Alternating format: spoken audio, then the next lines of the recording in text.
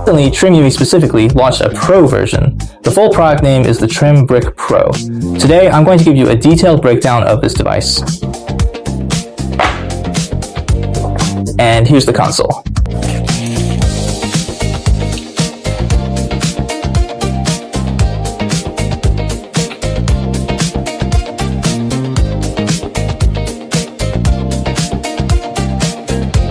Also, a data cable, 2 shoulder button pairs, a manual, and a quality certificate. It comes in 3 colors, white, black, and retro gray. Which color do you guys prefer? The body is A, B, S+P, C composite with a matte feel. My initial impression is the grip feels great. The body is long, the bottom is thick, and my palm perfectly wraps the corners. The rounded edges prevent discomfort.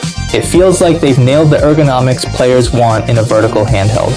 The console is 131mm high, over 86mm wide, 12mm thick at the top, and 23mm thick at the bottom.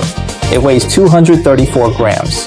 The TrimUI Brick was 160 grams, and the TrimUI Smart Pro is 260 grams.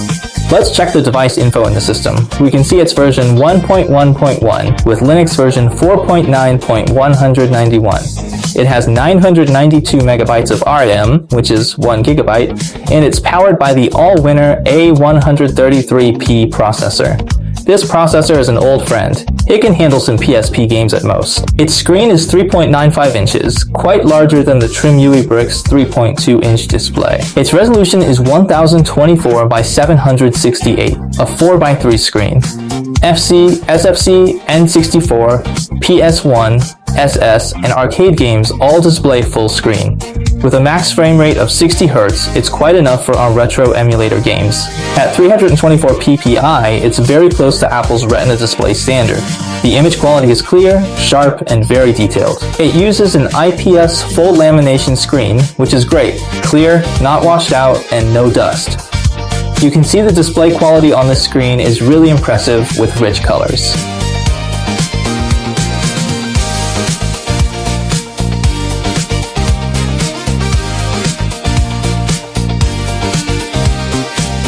Viewing angles are great with no light bleed. Let's take a look at the buttons. The D-pad utilizes a dome switch, providing a comfortable feel and strong, satisfying tactile feedback. No accidental inputs. A, B, X, Y. Also use dome switches, though softer than TrimUI Bricks. The 2 middle FN custom buttons give clear feedback, as do the 3 lower dome switches. Menu and Start feel identical and are loud, but Select is muffled. And here's the key. Dual Hall effect joysticks, which means no drift. They rotate 360 smoothly and press. For players with medium to large hands, controlling the joystick with your thumb joint feels more natural. Try executing special moves in a fighting game. No problem. The bottom corners have dual stereo speakers. They vastly outperform single speaker handhelds. I'll play a song for you to hear.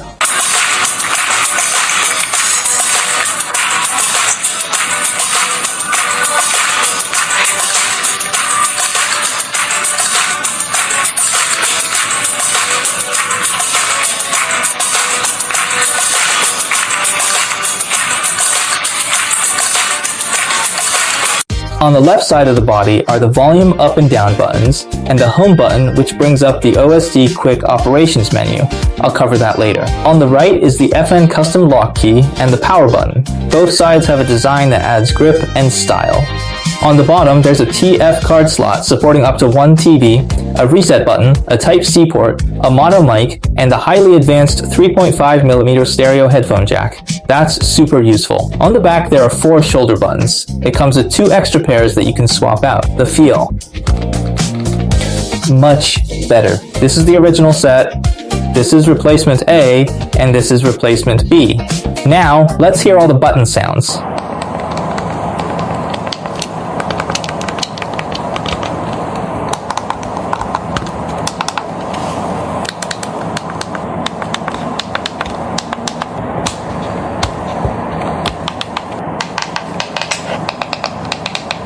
The middle has a Type-C port, and the upper back is an aluminum plate for passive cooling. The bottom half features an extensive anti-slip treatment. The top HOST Type-C port supports peripherals. With an adapter, plug in a USB drive and watch local movies effortlessly. Additionally, you have the option to attach a dedicated handle, which will significantly enhance your overall control experience during gameplay.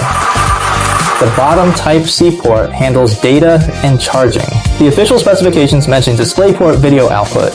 You can use a Type-C adapter for 1080p 60Hz output to a monitor for a large screen gaming experience.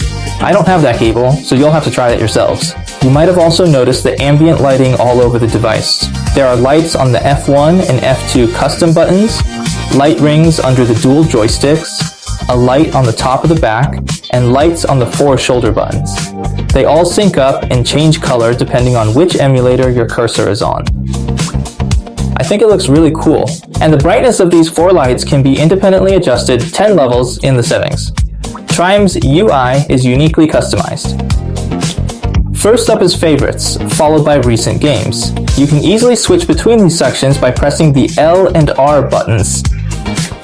Next up is featured, where official game compilations are readily available, such as GBA Classics, Castlevania collections, and so on. And you can find other collections in the community very convenient. Then there's the summary of game platforms.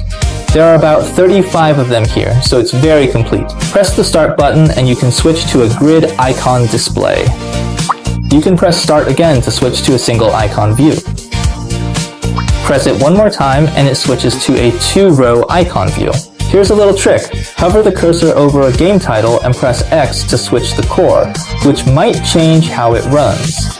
Likewise, when the cursor is paused on the game's name, simply press menu to summon the options. Then you can add it to your favorites, delete it, or other actions. Once you've added it to your favorites, you can easily locate it within the favorite section right up front. Next time you want to play that game, you can just click here, instead of having to look for a needle in a haystack. Of course, if you're determined to search for a needle in a haystack, that's an option. We'll go back to the homepage and you'll see a search bar. We'll input the initial letters of Teenage Mutant Ninja Turtles there, and then press enter to confirm. And just like that, all the Ninja Turtles games pop up. In-game, press the menu button to bring up a menu with save and load options. The advanced menu has more settings like cheats, shaders, and that sort of thing. The indie games section has some more modern ported games, and they're all pretty fun. Applications offers an e-reader, FN settings, streaming, music, images, and video players. Card reader mode, emulator, PIXIV, I won't test them all. Let's specifically discuss the FN key settings. As previously mentioned, the F1, F2 custom keys and the side custom lock key can all be individually customized here. Based on my habits, I'll set F1 to toggle the ambient lighting, F2 to adjust screen brightness, and FN for the A button's turbo function. The FN custom lock key isn't labeled to show which way is on or off. Other TrimUI handhelds always confused me. This time, it's different. When you flip it down, on appears in the bottom left of the screen. Flip it back, and it shows off. It's perfectly clear now. Now let's quickly discuss the TrimUI's OSD shortcuts. Press the home button on the device's left to access the menu. From there, you can toggle the LED, vibration, Wi-Fi, Bluetooth, and music, as well as adjust the volume and screen brightness, and even monitor the CPU and temperature. It's incredibly straightforward and user-friendly. Now for network gaming. You can connect TrimUI handheld consoles together. So how do you do it? Ensure you have another TrimUI handheld nearby, with both devices having the identical game, connected to the same Wi-Fi network, and with network gaming activated in their system settings. Once the host device initiates the game, it will then be visible in the network game list on the secondary console. Simply select it and confirm. Then you're connected.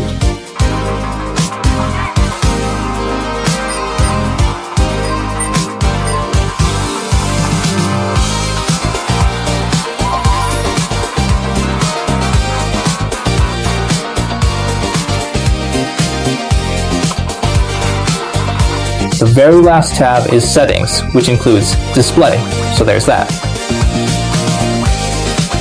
Volume, Wi-Fi hotspot, Bluetooth, and themes. There are quite a few options available here.